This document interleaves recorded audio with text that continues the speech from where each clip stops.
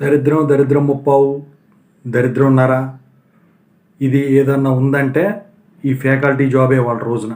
నేను ఇంతకుముందు చాలా చెప్పాను ఏంటంటే మీరు ఏ జాబ్కైనా వెళ్ళండి, ఫ్యాకల్టీ జాబ్కి వెళ్ళొద్దని చెప్పాను. సో ఇలాంటి పరిస్థితులు నేను చెప్పలేదు ఇంత దారుణంగా ఉంటుందని, ఎందుకంటే చెప్తే బాగుండదని చెప్పేసి.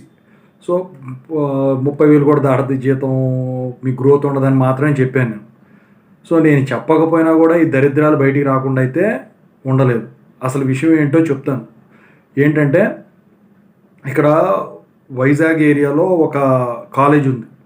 ఇప్పుడంతా ఇంతకుముందు JNTUK కింద ఉండేవి అవన్నీ, ఇప్పుడు JNTGV కింద మారిపోయినాయి. అయితే అది ఆంధ్ర యూనివర్సిటీ కింద కానివ్వండి, JNTGV కింద కానివ్వండి, పక్కన పెడితే కాలేజ్ పేరు పక్కన పెడితే, ఈ కాలేజీలో మీ అందరికీ తెలుసు మొబైల్ ఫోన్స్ ఆర్ రిస్ట్రిక్టెడ్ అని చెప్పేసి. అయితే ఈ ఫస్ట్ ఇయర్లో చదివిన అమ్మాయి ఎవరైతే ఉందో, చదువుతున్న అమ్మాయి ఎవరైతే ఉందో, మామూలుగా లంచ్ టైంలో బయటకు వెళ్ళి ఫోన్ మాట్లాడుకుంటుంది. మరి ఎవరితో మాట్లాడుతుందని పక్కన పెట్టినట్టయితే కాలేజ్ క్యాంపస్లో మొబైల్ వాడకం అనేది తప్పు.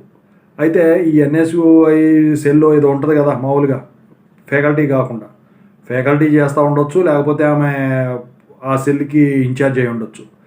ఈ మొబైలు ఫోన్ అమ్మాయి దగ్గర లాక్కొని రావడం అయితే జరిగింది. అయితే వెళుతున్నప్పుడు ఈ అమ్మాయి వెనక్కి వచ్చేసరికి నా ఫోను, నా 12,000 రూపీస్ ఫోను, నా 12,000 రూపాయలు అది మా నాన్న కొనిపెట్టాడు అని చెప్పేసి లాక్కొని వెళ్ళిపోతుందని స్టూడెంట్స్ దగ్గర వెంబట వస్తూ ఉంది. వచ్చేది రాకుండా ఏమని జాకెట్ వేసుకొని ఇట్లా పెడుతుందని చెప్పేసి యాక్షన్ చేసి మరి చూపించింది. మీరందరూ చూసే ఉంటారు. చూసిన తర్వాత ఆమె కోపం వచ్చినట్టుంది. వెంబడి పడితే నిన్ను చెప్పుతో కొడతాను, ఆమె చెప్పుతో కొడతానందని చెప్పేసి లెక్చరరు, ఈ అమ్మాయి కూడా చెప్పుతో కొడతాను, పచ్చి బూతులు, అమ్మనా బూతులు అసలు తిట్టేసింది. అయితే ఆమె చూస్తూ ఉండిపోయింది, అట్లా తిడతా ఉంది. ఫోన్ ఇస్తావా ఇవ్వ అని చెప్పేసి. అయితే ఇవ్వకపోతే చెప్పుతో కొడతాను, నిజంగా చెప్పు తీసుకుంటే కొట్టమంటే ఏం కొట్టదా అనుకుంటే నిజంగా పెట్టి అని బాస్తే, అప్పుడు ఆ ఫోన్ పక్కన పెట్టి ఈ అమ్మాయిని లేకపోతే పక్కన ఉన్న స్టూడెంట్స్, అక్కడ ఉన్న PT మాస్టర్ అనుకుంటా ఆయన కూడా ఉన్నట్టున్నారు. మరి ఆయన ఆపకుండా అట్లే చూస్తూ ఉన్నాడు. అయితే వేరే అమ్మాయి వచ్చింది, ఫైనల్ ఇయర్ స్టూడెంట్ అమ్మాయి అయి ఉంటుంది. అయితే ఆ అమ్మాయి లాగింది. అయితే ఈ అమ్మాయిని కలిపి కొడుతుంటే చేతులు వెనక్కి కట్టేసి గట్టిగా పట్టుకున్నారు. ఎవరిని కొడుతున్నావు ఏంటని చెప్పేసి. ఇక్కడ విచిత్రం ఏంటంటే ఫోన్ ఆ అమ్మాయి దగ్గరే ఒక్కదానిదే ఉన్న దగ్గర అంటే ఎవరు నమ్మరు, ఎందుకంటే ఈ వీడియో తీసిందంతా కూడా స్టూడెంట్సే. మరి వాళ్ళ దగ్గర కూడా మొబైల్ ఉంది కదా, సో వాళ్ళని పట్టుకోవాలి కదా. మరి మొత్తానికైతే ఏది ఏమైనప్పటికి కూడా ఫ్యాకల్టీ స్టూడెంట్ గుడ్ రిలేషన్షిప్ ఉన్నా లేకపోయినా ఇలాంటి తతంగాలే జరిగి వస్తున్నాయి. అన్నీ కూడా వీళ్ళ ఫేవర్గా ఉంటే పర్లేదు, లేకపోతే లేదన్నట్టు. సరే వీళ్ళ ఫేవర్గా ఉన్నా లేకపోయినా ఫోన్ తీసుకున్న వాళ్ళు తీసుకుని వెళ్ళిపోవాలి. ప్రిన్సిపాల్ గారికి ఇస్తానన్నప్పుడు వెళ్ళిపోవాలి.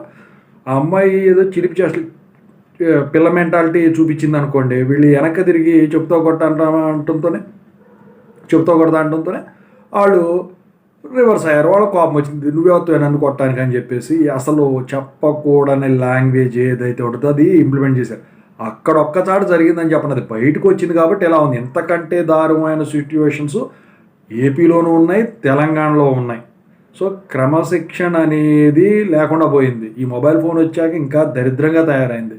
సో ఓవరాల్గా ఏంటంటే వీళ్ళు చెకింగ్ చేసేటప్పుడు కాలేజీ లోపలికి వచ్చేటప్పుడే సెక్యూరిటీ అక్కడ చెక్ చేయించి పంపిస్తే ప్రాబ్లం ఉండదు. ఇప్పుడు ఈ అమ్మాయి దగ్గర ఒక దగ్గర ఉందంటే ఎంతవరకు న్యాయం, ఎందుకంటే ఈ అమ్మాయి రికార్డ్ చేసి పెట్టలేదు కదా, అది ఎవరో స్టూడెంటే మళ్ళీ రికార్డ్ చేసి చెడు చాటు నుంచి పెట్టారు అంటే వాళ్ళందరినీ చెక్ చేయాలి కదా. ఈ అమ్మాయి ఎక్కడో దూరంగా వచ్చి మాట్లాడింది కదా అని చెప్పేసి పట్టుకోవడం అయితే జరిగిందని వీళ్ళు చేస్తూ ఉన్నారు. అసలు ఏదేమన్నప్పుడు కూడా అంత పెద్ద వాళ్ళని వచ్చేసరికి చేయి చేసుకోవటం, అది కూడా చెప్పుతో కొట్టడం అనేది అని ఎక్కడ చూసినా కూడా ఇదే రచ్చ.